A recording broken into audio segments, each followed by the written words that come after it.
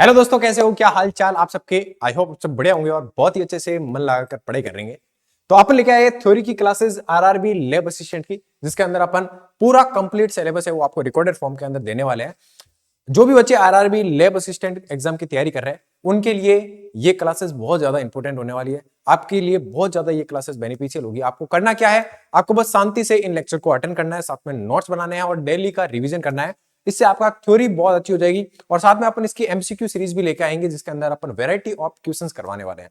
तो जो भी बच्चे आरआरबी लैब असिस्टेंट की तैयारी करना चाहते हैं और एक अच्छा प्लेटफॉर्म की ढूंढ रहे हैं, उनके लिए ये प्लेटफॉर्म, ये किरोसा एकेडमी का जो आरआरबी लैब असिस्टेंट कोर्स है, ये बहुत ज्यादा बेनिफिशियल रहने वाला है। तो बच्चों आप वेट ना करें, जो भी आपके सहपाठी है जो आरआरबी लैब असिस्टेंट एग्जाम की तैयारी कर रहे हैं, उन सबको भी आप बताइए कि किरोसा एकेडमी पर हम लैब असिस्टेंट आरआरबी का कोर्स लेकर आए हैं, जिसके अंदर आपको कंप्लीट थ्योरी करवाई जाएगी, जिसके अंदर आपको जितने भी टाइप के कॉन्सेप्ट है एकदम इन डेप्थ पढ़ेंगे अपन सारा, और बहुत ही अच्छे से सारी चीजें क्लियर करते हुए आगे बढ़ेंगे। और साथ में अपन क्या लेके आएंगे, यूट्यूब पर free of cost upon MCQ series लेके आएंगे।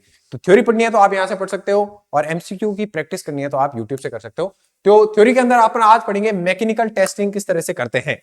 तो सारा आज टेस्टिंग का खेल रहने वाला है, किस तरह से अपन मैकेनिकल टेस्टिंग करते हैं, उसके अंदर वैरायटी ऑफ टेस्टिंग होती है, किस तरह से क्या चीजें करते हैं देखते हैं। आओ देखो, मैकेनिकल टेस्टिंग होती क्या है, जो मैकेनिकल टेस्टिंग है वो क्या होती है, किस तरह से करते हैं, और इसका मोटिव क्या है, मेन मोटिव क्या है मैकेनिकल टेस्टिंग का, उसके बारे में आज अपन बात करेंगे। तो इंट्रोडक्शन देता है सबसे तो पहले कि मैकेनिकल टेस्टिंग होती क्या है। Mechanical testing is the study of behaviour of material when force are applied. Mechanical testing एक ऐसी टेस्टिंग है जिसके अंदर अपन किसी मेटल के ऊपर, किसी मटेरियल है, उस मटेरियल के ऊपर क्या करते हैं, अपन फोर्स देते हैं, फोर्स अप्लाई करते हैं। उस फोर्स अप्लाई करने के बाद में उस मटेरियल के अंदर क्या क्या बिहेवियर आता है, उसके क्या क्या चेंजेस आते हैं, वो किस तरह से बिहेव करता है जब उसके ऊपर अपन क्या करते हैं, फोर्स अप्लाई करते हैं। इसी को अपन क्या बोलते हैं, मैकेनिकल टेस्टिंग। किसी भी मटेरियल पर जब अपन फोर्स अप्लाई करते हैं तो किस तरह से बिहेव करने लग जाता है। अब कैसे बिहेव करेगा, कैसे बिहेव करेगा, क्या क्या प्रोबेबिलिटी हो सकती है बिहेव करने की। देखो, मान लो ये एक लोहा है, क्या है, लोहा है, ये क्या आयरन है, क्या है, आयरन है सर। अब इस आयरन पर मैं फोर्स लगा रहा हूं, क्या लगा रहा हूं, फोर्स लगा रहा हूं। कैसे लगाऊंगा फोर्स, इसके ऊपर, इसके ऊपर मैं हाइड्रोलिक, हाइड्रोलिक जो मशीन है उससे मैं इसके ऊपर क्या लगा रहा हूं, उससे मैं इसके ऊपर क्या लगा रहा हूं, फोर्स लगा रहा हूं। इस तरह से हाइड्रोलिक से दबा रहा हूं और नीचे ये फर्श पर आयरन पड़ा है, ये क्या है, आयरन है, क्या है, आयरन है। अब जैसे फोर्स लगाऊंगा तो क्या होगा, ये किस तरह से बिहेव करेगा, एक तो ये इसके ऊपर रेजिस्टेंस करेगा, वापस इसके ऑपोजिट डायरेक्शन में फोर्स लगाएगा, जी सर लगाएगा। और क्या होगा, और जैसे जैसे ये फोर्स लगाएगा तो क्या होगा, इसके अंदर जो मोलिक्यूल्स है, जो मोलिक्यूल्स है, आयरन के मोलिक्यूल है, आयरन के जो एटम है, उनके बीच में क्या होगा, उनके बीच में दूरियां कम होगी। क्या होगी, दूरियां कम होगी। जो आयरन के ये मोलिक्यूल्स है ना, जैसे ही फोर्स लगाएंगे तो और ये पास पास आएंगे, ठीक है। तो जैसे ही अपन इसको दबाएंगे तो क्या होगा, ये मोलिक्यूल पास में आएंगे और टकरे बढ़ जाएगी। क्या हो जाएगी, टकरे बढ़ जाएगी। क्यों, क्योंकि इसके ऊपर फोर्स लग रहा है, तो फोर्स से जो एटम है, जो मोलिक्यूल है, उनके बीच में टकरे या कोलिजन बढ़ जाता है। और जैसे ही टकरे बढ़ती है, कोलिजन बढ़ता है, तो क्या होती है, हीट प्रोड्यूस होती है। क्या होती है, हीट बनती है, उष्मा बनती है, ऊर्जा बनती है। और इस ऊर्जा से क्या होगा, ये जो आयरन है वो गर्म होना शुरू हो जाएगा, गर्म होना शुरू हो जाएगा। तो क्या फोर्स अप्लाई करने पर आयरन ने कुछ बिहेव किया है, क्या कुछ बिहेव किया है, जी सर किया है। इसने अपनी हीट बढ़ा दी, इसने अपनी एनर्जी बढ़ा दी, इसने अपना टेम्परेचर बढ़ा दिया, इसने अपनी उष्मा बढ़ा दी है। और साथ ही क्या होगा, साथ ही ये फ्लैट होना शुरू हो जाएगा, फ्लैट होना शुरू हो जाएगा, है ना।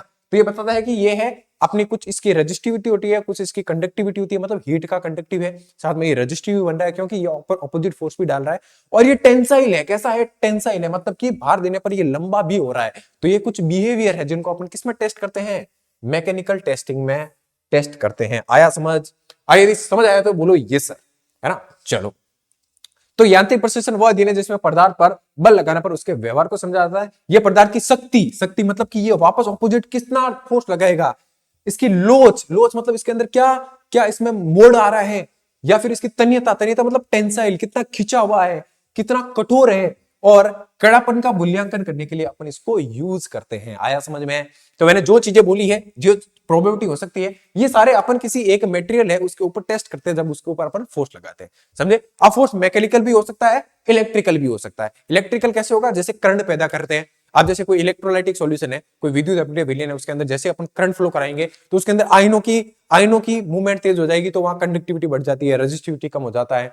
ये सारी चीजें होती है जो अपन पढ़ने वाले आगे।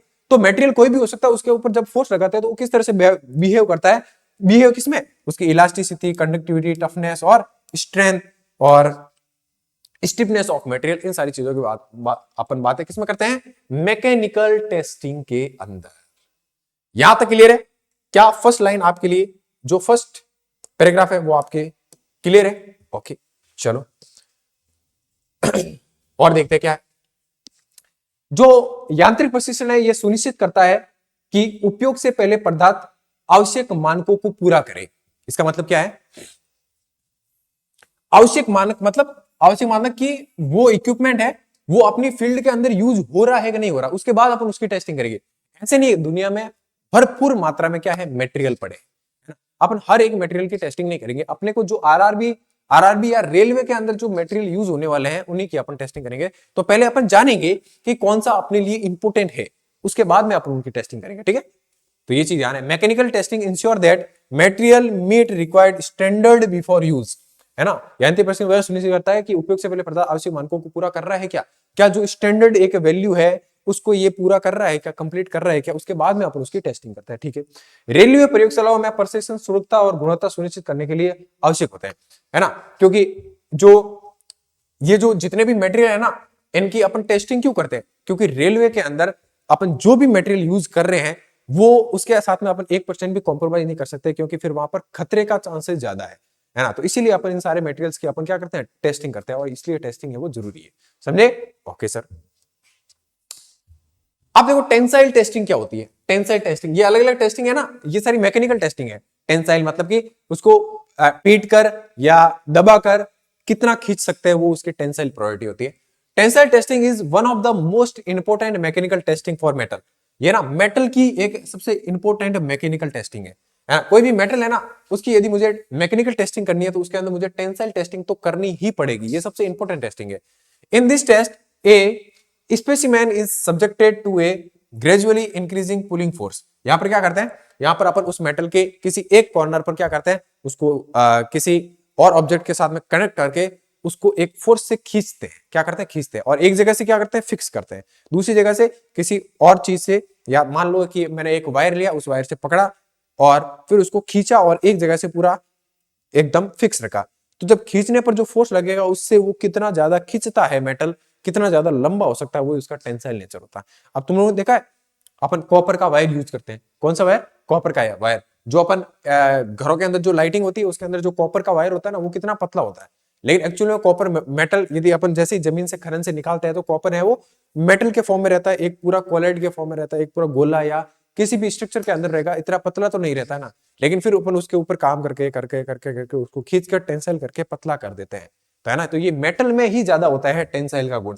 मेटल है वो सबसे ज्यादा टेंसाइल शो करता है। इसमें भी कॉपर और जो सिल्वर है वो सबसे ज्यादा टेंसाइल होता है, ध्यान रखना ये चीज, ठीक है। Okay, in this test a specimen is subjected to a gradually increasing pulling force. Pulling force मतलब खींचने वाला बल लगाया जाता है इस पे, ठीक है। Okay, the test continue until permanent deformation and fracture occur. Test कब तक लगाएंगे, जब तक वो मेटल है वो टूटे ना, जब तक वो टूटे ना तब तक अपन उसको खींचते रहेंगे, समझे। इससे क्या होगा कि उसके टेंसाइल कितना है, वो कितने टेंसाइलिटी उसकी है उसका पता लगेगा। क्या करेंगे, मेटल का एक किनारा है उसको फिक्स करेंगे और दूसरे को खींचेंगे। अब तब तक खींचेंगे जब तक वो टूटा नहीं, ठीक है। वो क्या है, उसका टेंसाइल है। तनाव प्रशिक्षण धातुओं के लिए सबसे महत्वपूर्ण यांत्रिक प्रशिक्षण में से एक है। इस प्रशिक्षण में नमूने पर धीरे धीरे बल लगता है, वो भी खींचने वाला बल लगाया जाता है। प्रशिक्षण तब तो चलता है जब तक स्थायी विकृति और टूटे ना मेटल, ठीक है। उसके लिए टेंसाइल टेस्टिंग होती है, ध्यान रखना। Tensile testing help in understanding material behaviour under tension. ये मदद करेगा कि जब मटेरियल के ऊपर खिंचाव फोर्स या तनाव फोर्स लग जाए या टेंसाइल फोर्स लग जाए, उस टाइम मेटल है वो किस तरह से बिहेव करेगा, समझे। अब जैसे यदि अपन रेलवे में बात करें तो रेलवे की पटरी की बात करें तो वो लोहे की पटरी है ना। वो आपने लोहा क्यों यूज किया, क्योंकि उसके अंदर जब रेल चलेगी तो उसके ऊपर क्या लगेगा, फोर्स लगेगा, हीट पैदा होगी। तो उस हीट से अपन देखेंगे कि क्या ये मेटल पिघल तो नहीं रहा है या लंबा खिंच तो नहीं रहा है। यदि ऐसे गुण हुए तो अपन उसको उस जो रेलवे विभाग है उसके अंदर अपन उसको यूज नहीं करेंगे। तो जब आप उन्होंने मेटल के साथ में टेस्टिंग की, आयरन के साथ में टेस्टिंग की, तो वहां पर उन्होंने देखा कि जो हीट जितनी प्रोड्यूस हो रही है या जितना तनाव लग रहा है मेटल के ऊपर उससे वो खिंच तो नहीं रहा है, वो अपनी एक फिक्स शेप में रह रहा है, तभी अपन उसको यूज करते हैं वहां पे ना। वरना कॉपर की तो अपन ने पटरियां यूज नहीं की, या फिर सिल्वर की तो नहीं की, गोल्ड की क्यों नहीं की? हाँ सर गोल्ड महंगा होता है, सिल्वर महंगा होता है, तो एल्यूमिनियम की क्यों नहीं की, है ना? अपन ने आयरन की ही क्यों की, लोहे की ही क्यों की? क्योंकि वो इस टेंसाइल जो टेस्ट था उसको उसने क्या कर दिया, पास कर दिया। तो जो भी टेंसाइल टेस्ट, जितने भी टेस्ट होंगे मैकेनिकल टेस्ट, उनको जो पास करेगा उनको ही अपन आगे यूज करेंगे, ठीक है? Okay sir. तो ये जितना ही देख लिया आपने, stability of material of structure are use. तनाव प्रशिक्षण तन्य अवस्था में पदार्थ के व्यवहार को समझने में मदद करता है। यह प्रशिक्षण संरचनात्मक उपयोग के लिए पदार्थ की उपयुक्तता जानने में उपयोगी है, ठीक है? Okay sir. यहाँ पर लिखा this test is useful for checking the suitability of material for structural use, है ना? मतलब कि स्ट्रक्चरल यूज मतलब एक ऑन ग्राउंड पर उसको अपन कहाँ किस जगह पर एकदम यूज कर सकते हैं, क्योंकि आयरन को ऐसा तो है नहीं कि अपन जो डिपार्टमेंट है, जो केबिन है, उसके अंदर अपने पूरा आयरन की ही दीवारें बना दी, ऐसा तो करेंगे नहीं ना। जहां आपने को लगेगा ना कि हाँ इस चीज पर, इस जगह पर मैं आयरन का यूज कर सकता हूं, उस जगह पर अपन यूज करेंगे। जैसे कि अब जैसे मैंने पटरी की बात की, तो लोहा, ऐसा उन्होंने देखा कि लोहा जब गर्म करते हैं या उसके ऊपर तनाव फोर्स लगाते हैं तो वो खिंचता कम है ना? तो इन्होंने सोचा कि ऐसा तो अपने को रेल की पटरी बनाने में ही सही रहेगा, क्योंकि उसके ऊपर ज्यादा फोर्स लगेगा, उसके ऊपर ज्यादा हीट पैदा होगी, तो वहां पर अपन उसको लगा सकते हैं। तो इस टेस्टिंग से एक तो पता चलता है कि मेटल किस तरह से बिहेव करेगा, और ये भी बताता है कि ये मेटल है वो कहाँ सुटेबल होगा, कहां पर अपन इसका अच्छे से यूज कर सकते हैं, समझे? तो इस चीज के लिए अपन क्या करते हैं, टेंसाइल टेस्टिंग। फिर आती है एक इंपैक्ट टेस्टिंग। इंपैक्ट टेस्टिंग में क्या होता है, ध्यान रखना। Impact testing is carried out to study the resistance of the material to sudden shock। ये बताते हैं कि सडन शॉक मतलब किसी एकदम से कोई झटका लगे और उस झटके को वो मेटल है या वो मटेरियल है वो कितना अब्जॉर्व कर सके, उस झटके में कितना खुद को सर्वाइव कर ले, मतलब उस झटके से उस पे ऊपर कोई इफेक्ट ना पड़े। ऐसे टेस्ट को अपन क्या बोलते हैं, ऐसे टेस्ट को अपन इंपैक्ट टेस्ट बोलते हैं। मतलब ऐसे बोल सकते हैं, ऐसे बोल सकता कि मैं एक बॉल ले रहा हूं और उस बॉल को इस दीवार पे, इस बोर्ड पर मार रहा हूं, तो ये क्या बॉल ने एकदम से इसके ऊपर इफेक्ट इंपैक्ट किया है, एकदम से इंपैक्ट किया है, तो ये क्या है, ये एकदम सडन फोर्स है, क्या है, सडन शॉक लगा क्या इस दीवार को, इस बोर्ड को। और यदि इस बोर्ड ने अच्छे से सर्वाइव कर लिया, इसके कुछ नहीं हुआ, मतलब कि इसने इंपैक्ट टेस्ट को पास कर लिया, समझे? और यदि ये बिखर गया तो इंपैक्ट टेस्ट फेल है इसका, फिर अपन इसको इस जगह पर यूज नहीं करेंगे। ये हो गया इंपैक्ट, मतलब कि कोई एक सडन फोर्स किसी के ऊपर लगता है तो वो उसके प्रति ऑपोजिट क्या रिएक्शन देता है, क्या रेजिस्टेंस, यदि उसका रेजिस्टेंस अच्छा हुआ, रेजिस्टेंस मतलब कि क्या इसने ये शॉक है वो झेल लिया, ये इसमें सर्वाइव कर दिया, मतलब ये टपास है। और यदि टूट गया तो ये फेल है, समझे? ये होता है। It indicate how a material behave under high strain rate loading. Strain rate क्या होती है, स्ट्रेन रेट क्या होती है, यहां पर अपने क्या पढ़ा था, ये tensile testing, tensile testing. Strain मतलब तनाव, स्ट्रेन क्या होता है, तनाव, क्या होता है, तनाव। स्ट्रेन का मतलब होता है तनाव, लेकिन स्ट्रेन रेट मतलब तनाव पर यूनिट टाइम, तनाव पर यूनिट टाइम।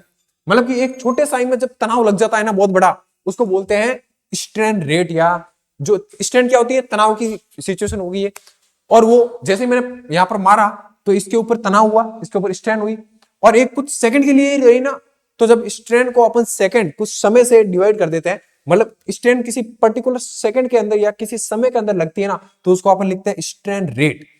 अब उस स्ट्रेन रेट के अंदर जो मटेरियल है वो किस तरह से बिहेव करता है, वही अपन किसमें करता है, इंपैक्ट टेस्टिंग में करता है। Impact testing is very important for material use in cold environment. अपन इनको ज्यादातर जो मटेरियल कोल्ड इन्वायरमेंट के अंदर जो यूज होते हैं ना, उसके लिए अपन इंपैक्ट टेस्टिंग करते हैं कि वहां पर किस तरह से इंपैक्ट टेस्टिंग होती है। तो जो इंपैक्ट टेस्टिंग है वो मेनली किसके लिए होती है, कोल्ड इन्वायरमेंट के अंदर जो मटेरियल, कोल्ड इन्वायरमेंट के अंदर जो मटेरियल है उनको टेस्टिंग के लिए अपन क्या करते हैं, इंपैक्ट टेस्टिंग करते हैं।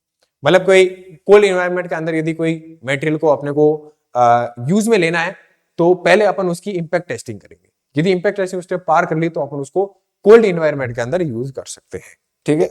Okay sir. ठंडे वातावरण में उपयोग होने वाला पदार्थ है जो प्रभावी प्रशिक्षण है, और प्रभाव प्रशिक्षण किसी पदार्थ के अचानक झटके के प्रति विरोध क्षमता का अध्ययन करता है। यह दर्शाता है कि तेज भार लगने पर पदार्थ कैसा व्यवहार करेगा, जो मैंने पूरा बता दिया है, ठीक है? ओके सर, कोई दिक्कत नहीं, आ गया इंपैक्ट टेस्टिंग। कम प्रभाव शक्ति वाले पदार्थ बिना चेतावनी के अचानक विफल हो जाते हैं। जिनकी जिनकी स्ट्रेंथ कम होगी ना, इंपैक्ट स्ट्रेंथ कम होगी, मतलब कि यहाँ पर मैं एक ब्लैक बोर्ड है और एक दीवार है, यदि मैं बॉल को या किसी भी लोहे के पत्थर से लोहे के किसी भी बॉल से मैं इस पर मारूंगा या पत्थर से इसके ऊपर मारूंगा तो ये जल्दी टूटेगा, लेकिन दीवार के कुछ नहीं होगा। मतलब दीवार की जो इंपैक्ट स्ट्रेंथ है वो ज्यादा मजबूत है कंपेयर टू इस बोर्ड के, समझे। तो यही अपने को पता चलता है कि मटेरियल की इंपैक्ट स्ट्रेंथ किसकी कैसी है। यदि इंपैक्ट स्ट्रेंथ लो हुई तो वो सडनली फेल हो जाएगा और उसको अपन यूज नहीं करेंगे, उसको वार्निंग मिल जाएगी कि आप इसको यूज नहीं कर सकते इस मटेरियल को। This test is widely use for railway wheels, जो रेलवे की व्हील्स है, एक्सिल्स है और कपलिंग्स है, इनके अंदर अपन इसको बहुत ज्यादा यूज करते हैं। ये प्रशिक्षण रेलवे पहियों के लिए एक्सल और कपलिंग में व्यापक रूप से किया जाता है। तो ये ध्यान रखना, यहां से एक अच्छा क्वेश्चन बन सकता है कि इंपैक्ट टेस्टिंग कहां से करते हैं, इंपैक्ट टेस्टिंग कौन से मटेरियल को कहां यूज करने के लिए करते हैं, तो वो रेलवे के पहियों के लिए, एक्सल और कपलिंग के लिए जो व्यापक रूप से अपन इसको यूज करते हैं। ठीक है, ध्यान रखना ये चीज। Okay sir. फिर आता है load deflection testing. Load deflection testing क्या होती है? लोड डिफ्लेक्शन को हिंदी में बोलते हैं भार विक्षेपण प्रशिक्षण। लगाए गए भार और विकृति के बीच के संबंध को मापता है। क्या करता है ये? Load deflection testing measure the relation between applied load and deformation. Deformation मतलब कि उसके अंदर कितना उसके अंदर ऐसे देख सकते हैं विफलता या विकृति, या ऐसे बोल सकते हैं अपन उसमें कि क्या खराबी हुई है। विकृति अपन खराबी बोल सकते हैं। जब उसके ऊपर अपन क्या करें, लोड अप्लाई करें, तो क्या वो लोड को झेल रहा है या उस लोड के अंदर वो खुद को सर्वाइव नहीं कर पाया और खराब हो गया या विफल हो गया या टूट गया, उसको अपन विकृति बोलते हैं। क्या बोलते हैं? विकृति या फिर डिफॉर्मेशन। डिफॉर्मेशन मतलब नष्ट होना या बिखर जाना या खत्म हो जाना, उसको अपन डिफॉर्मेशन बोल सकते हैं। तो जैसे ही लोड उसके ऊपर अप्लाई करते हैं, लोड या भार अप्लाई करते हैं उसके ऊपर, तो भार से विकृति कितनी हुई है, इन दोनों के बीच में ये संबंध बनाता है कि ये जितना भार लगा है उस हिसाब से विकृति हुई है, या उस भार को उसने सर्वाइव कर लिया है, उस भार से उसको ऊपर कोई इफेक्ट नहीं पड़ा है, तो अपन उसको यूज करेंगे। और यदि उस भार से वो बिखर गया है, टूट गया है, उसमें विकृति आ गई है, तो अपन उसको यूज नहीं करते।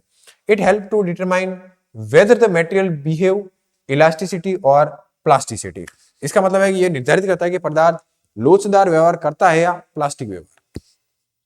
मतलब यदि भार दिया और वो भार देने के बाद में जैसे भार हटाया, तो वो जैसे ही पहले मान लो कि मैं पहले वो दब गया, जैसे ही मैंने उसके ऊपर भार दिया, कोई मटेरियल है, जैसे उसके ऊपर मैंने भार दिया तो वो पिचक गया, और जैसे भार हटाया और वो वापस अपनी ओरिजिनल स्टेट में आ गया, तो होगा कि वो इलास्टिक है।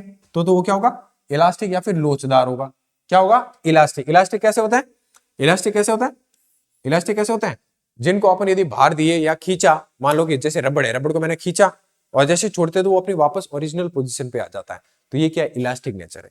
और यदि मैं एक ले रहा हूं प्लास्टिक को मैंने खींचा तो वो टूट गया, वो वापस अपनी ओरिजिनल पोजीशन में नहीं आता है, तो उसको अपन बोलते हैं प्लास्टिक नेचर। या कोई और भी मटेरियल है जिसको मैंने खींचने के बाद में वो वापस ओरिजिनल स्टेट में नहीं आता है, तो उसको अपन प्लास्टिक बोलेंगे। ठीक है, तो इलास्टिक प्लास्टिक समझे। इलास्टिक मतलब जिसको वापस छोड़ने पर वो अपनी ओरिजिनल स्टेट में आ जाए, तो जैसे ही बाहर हटाएंगे तो वो अपनी ओरिजिनल स्टेट में वापस आ गया, तो वो हो गया इलास्टिक। और जो वैसे ही पिच का ही रह गया तो वो होगा प्लास्टिक। समझे? तो बाहर से अपन इलास्टिक और प्लास्टिक नेचर का पता कर सकते हैं। ठीक है, ओके सर। यह प्रशिक्षण कहां यूज होता है? This test is important for beams, sleepers and structural component. जो संरचनात्मक घटक है उनके लिए, स्लीपर्स किस तरह से बनाने हैं रेल के अंदर उसके लिए, और बीम टेस्ट के लिए अपन इसका यूज करते हैं। ठीक है, तो ये हर क्वेश्चन यहां से ही बनेंगे, क्वेश्चन यहां से ही बनेंगे। तो बीम टेस्ट, स्लीपर और स्ट्रक्चरल जो कंपोनेंट है उनके लिए कौन सा अपन टेस्ट करते हैं? उनके लिए अपन लोड डिफ्लेक्शन टेस्टिंग करते हैं। ठीक है, ओके सर।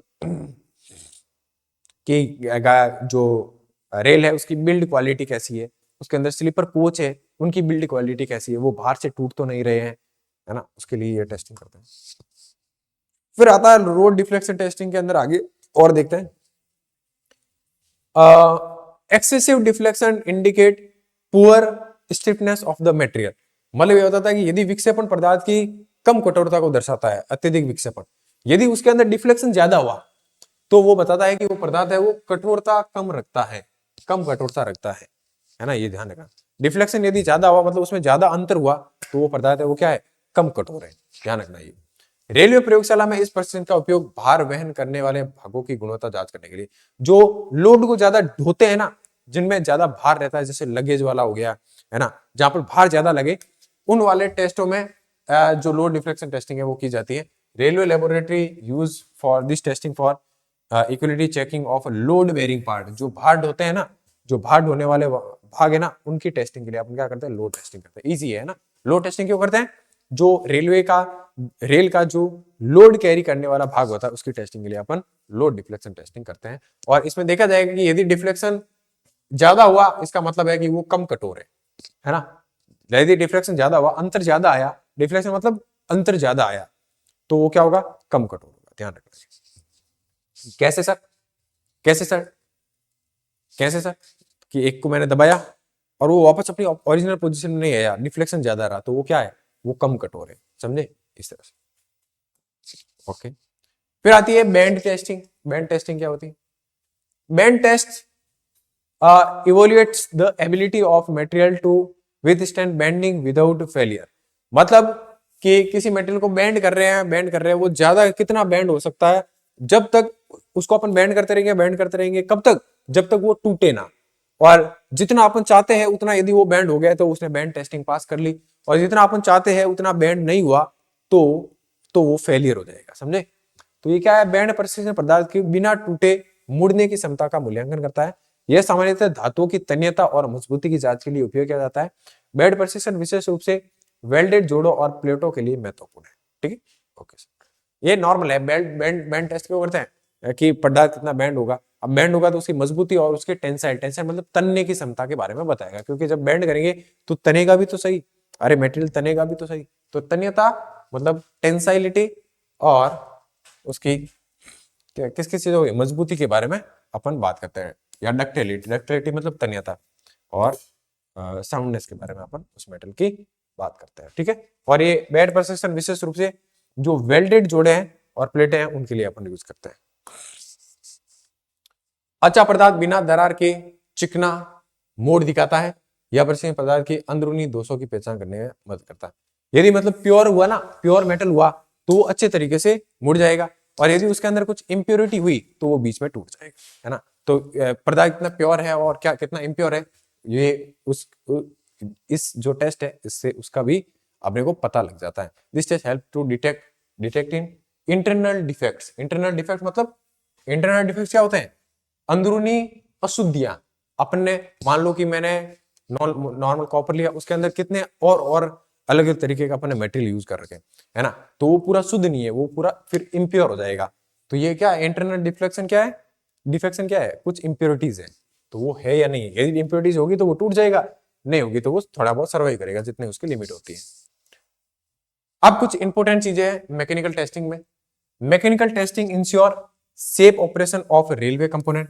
ये इसलिए करते हैं ताकि रेलवे में जितने भी अपन कंपोनेंट यूज करते हैं, जितने भी रेलवे के घटक है, वो सुरक्षित रूप से संचालित करे या अपना काम कर सके, है ना। जानते हैं प्रशिक्षण रेलवे घटकों को सुरक्षित संचालन को सुनिश्चित करता है। मतलब अच्छी तरह से रेलवे के जितने भी अपन इक्विपमेंट यूज कर रहे हैं वो सारा अच्छे से काम करे, उसमें कोई खराबी नहीं आया, कोई खामी ना आए, कोई दुर्घटना न हो, इसके लिए अपन इस टेस्टिंग को करते हैं। It reduce the chances of accident due to material failure, है ना। जो मेटेरियल है उसके फेलियर की वजह से कोई एक्सीडेंट ना हो, इसके लिए अपन इस टेस्टिंग को करते हैं। यह पदार्थ की विफलता के कारण होने वाली दुर्घटनाओं की संभावना को कम करता है। ठीक है sir. Lab assistant must correctly conduct and record this test.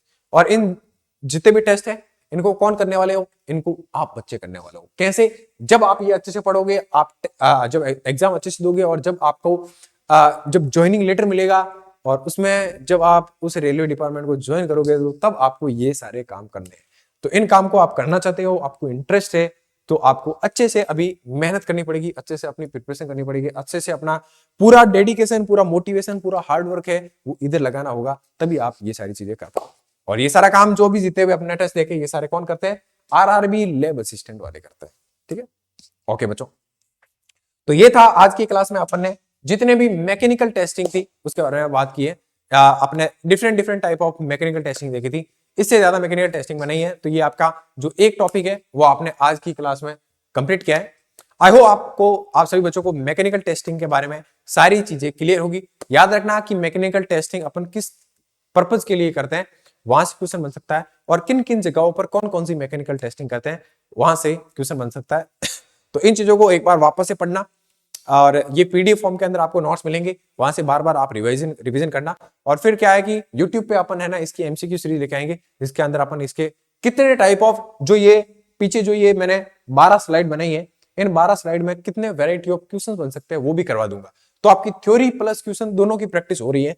तो इससे अच्छा तो क्या चाहिए आपको, हर एक टॉपिक की थ्योरी होगी, उसमें जितने वैरायटी ऑफ कॉन्सेप्ट होते हैं, जितने टाइप के संभावित कॉन्सेप्ट बन सकते हैं, ये इस जो पीडीएफ थी इसके अलावा भी मैंने सारी चीजें बता दी हैं।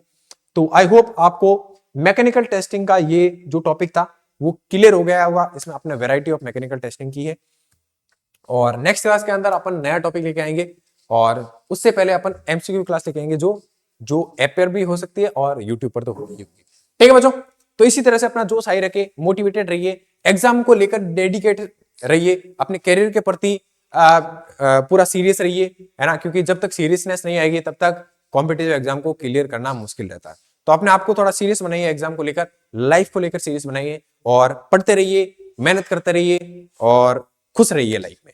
ठीक है बच्चों, तो मिलते हैं अगली क्लास में, तब तक के लिए ओके बाय।